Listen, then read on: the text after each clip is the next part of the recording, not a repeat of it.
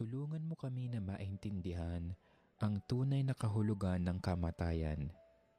Ito ang katapusan ng paghihirap at simula ng kasaganaan. Ito ang katapusan ng kabiguan at simula ng tagumpay. Ito ang katapusan ng takot at simula ng kapayapaan. Ito ang katapusan ng hapis at simula ng walang hanggang tuwa. Ito ang katapusan ng kahinaan at simula ng lakas.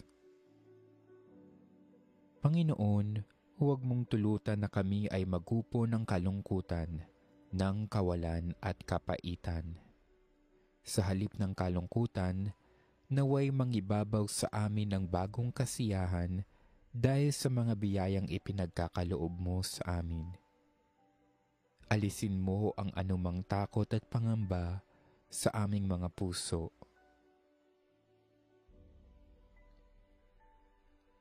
Panginoon, biyayaan mo kami ng iyong kabanal-banalang Espiritu upang maging gabay namin sa oras ng aming kalungkutan at pangungulila ngayon at sa mga darating pang mga araw.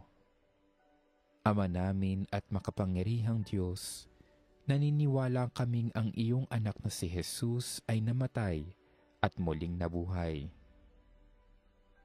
Ipinagdarasal namin ang pumanaw naming mahal sa buhay.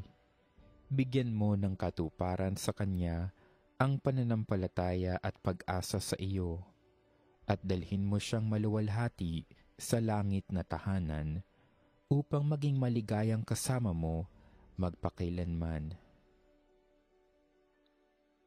Panginoon, nagpapasalamat kami sa lahat ng biyaya na ipinagkaloob mo sa yumao naming mahal sa buhay noong panahong siya ay nabubuhay pa.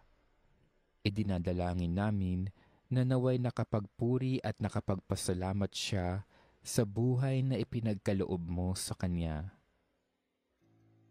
Panginoon, sana ay matuto kaming pangalagaan at pagyamanin ang buhay na ipinagkaloob mo sa bawat isa sa amin, na ang buhay namin ay maigsi at walang katiyakan. Naway patnubayan kami ng banal na Espiritu upang kami ay maging banal, matutong humingi ng tawad at magpatawad sa aming mga kasalanan. Matuto kaming magmahal sa aming kapwa at magpahalaga sa buhay na ibinigay mo sa amin. Idinarasal din namin sa iyo ang buong pamilya ng aming yumaong mahal sa buhay. Naway matanggap nila ang pagpanaw niya na may kapayapaan at pag-asa na siya ay kasama mo ngayon at ng mahal na Ama sa iyong tahanan. Pagpalain nawa ang yumao nating mahal sa buhay ng Panginoon at ingatan.